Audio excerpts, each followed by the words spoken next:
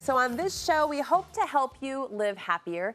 And my next guest says there is one skill that offers a giant leap toward that goal. That is the ability to manage our emotions. In fact, Studio 5 relationship contributor Dr. Matt Townsend says if we are aware of our emotions and we can regulate our emotions, life will improve dramatically. Hi, Mr. Matt. How are you? I'm doing great. You like to compare emotions to a car. Yeah, like have you ever bought a car and then you never read the manual? And nowadays the manuals are key, right? Because there's so many tricks. Yeah. So it's like buying a car. All of us have this awesome car and then we have all these buzzers that go off and lights that bing and all these things that are going on, but we don't know what half of them are. But once you learn all of the things that the car brings you, then I know that when I get that really high-pitched beep, beep, beep, beep, beep, I know that I'm going 100 miles an hour. But without that, I might not notice it because I'm just going 100 miles an hour. Or when I see my light flashing on my mirror, I know someone's in my blind spot. Yeah. So emotions are nothing more than a bunch of bells and whistles to get our bodies to do things and to get stuff to happen. So we're going to talk about the natural things your body does and then a role you can play to kind of manage it. And then what you end up doing is being a person that manages their emotion instead of having to just react to emotion. So this role you're going to give us will help us drive the car better, understand the signals. Right. Okay, the first role is the smoke detector. And I've talked about this on the show before, but emotions are nothing more than just a signal to give you information about what's going on in your world. And it's usually telling you what's going on in your inner world, right? So the smoke detector is emotions going off like you're angry, you're afraid, you're surprised, you're excited. So once you see that alarm go off, all I want you to do is treat it like a smoke detector. Oh, we need to do this. Or when my emotions go off, I just name it. I call name it to tame it. I'm feeling sad. I'm feeling a little anxious. I'm feeling excited about the thing tonight. I'm feeling worried. And I just state my emotion, and I actually say it out loud. What does that do to give it a label or a name? It's the coolest thing in the moment, because now all of a sudden you've taken it from something you never think about to something real, and I'm actually saying it out loud. And so your body starts to realize, oh, you can name it. So a lot of us in our subconscious believe if we can name something, we're in control of it.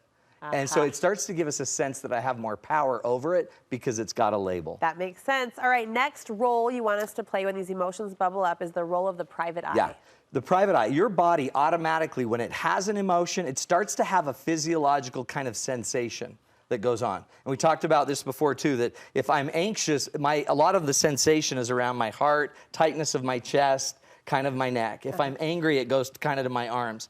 So what I want you to do is when you start to feel the emotion of sadness or of fear, I want you to notice and say it out loud. Okay, I'm feeling fear, and I then go become an investigator. Where is that fear or emotion going in me? And try to identify where my body is being prepared. How your body's reacting. Because then all of a sudden, again, you're now on a proactive journey in your higher brain to go start to control something that's actually autonomic. It's actually automatic. Okay. And when I go in my mind to start to think about it, boy, I can start to understand what my body does. I saw a lady learning to do speech. She was a speaker. My youngest, how old was I? 19. Okay. Teaching. A lady was teaching us how to be public speakers, and I watched this lady, and her hives, she was so nervous, hives just worked up her face. Oh, no. And I'm watching this physiological thing happen, and I'm like, good grief, does that happen to me? And she was the teacher? No, she was one of the students. Oh, okay. But I realized that we have that response, and then all I needed to do to curb my own fear of it was right after I gave a speech once, I ran in, looked in the mirror in the bathroom, and I didn't have any hives. So I'm like, okay. So I don't do that. I get flushed, and I feel hot, but I don't, no one can tell. Okay, after we play private eye, you want us to go into the role of play-by-play announcer. Yeah, so once you do that, then start to notice what your body wants to do. All emotions are there to move us and to create action. So once you're starting to have these sensations, then I like to just say, okay, I'm feeling stressed, I'm a little anxious. Notice what I'm doing. Now I'm starting to just pace around the house. And as I'm pacing, I'm kind of in my head starting to stew, and I'm starting to check my watch a lot. And I'm starting to kind of be around people to create a little negative energy. You're just narrating your actions. I'm just narrating what I'm doing. Yeah. And it takes me to a different level. Okay, next role is the navigation app. The navigation app, wouldn't it be cool if every time we had an emotion, we went through all these other steps, and I start to notice where I go with my thinking. Try to go use your navigation app to see when I'm feeling these things, what stories do I tell? Do I beat myself up? Am I trying to put myself down? Am I always the loser of my story? Am I always the winner of my story? Are my stories positive or negative? And just start to know how your mind starts playing with the emotions and turning them into something. And do we often see patterns in how we interpret? A lot of times you'll see that you're playing the loser in the story. You're no good in your story. And then all you got to start looking at the app and saying, well, is that accurate? That's not accurate because I actually am really strong. I'm really good at this. I'm really available to do that. All right, the fifth and final role is you want us to be the movie director. Yeah. All emotions communicate, right? So imagine that you're a director watching an actor communicate a sad scene. Okay, and so as you're watching it, you can actually go into yourself and notice, how do you act out your sadness and how do you communicate it to others?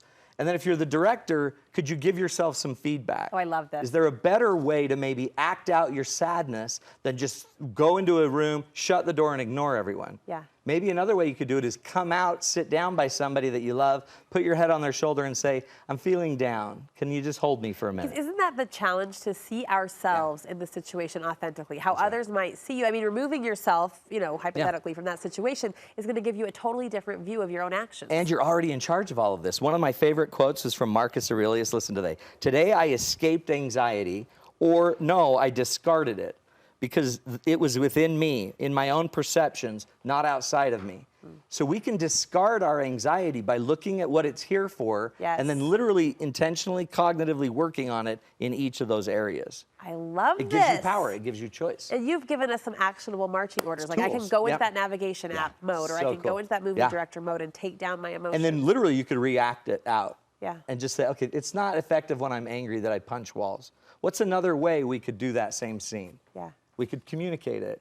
We could write a letter. I could go work out in the gym, then come talk to somebody. There's always a better way, healthier way to do something. Good stuff. Yeah. Emotional health management. I'm here for it. Hey, before we say goodbye, your summer sale on your online programs is still going. It's killing it. It's summer 25. You just go to matttownsend.com. Any of our online stuff you can get for 25% off if you enter in summer 25. This is one of your deepest discounts you've done on all of your online stuff. Yeah, and I'm putting together something we'll be announcing pretty soon that it's all online. All my stuff will eventually be online with online coaching, all the tools, really inexpensive. I love it. matttownsend.com is where you go. Thanks so much, Matt. Thanks, Brooke.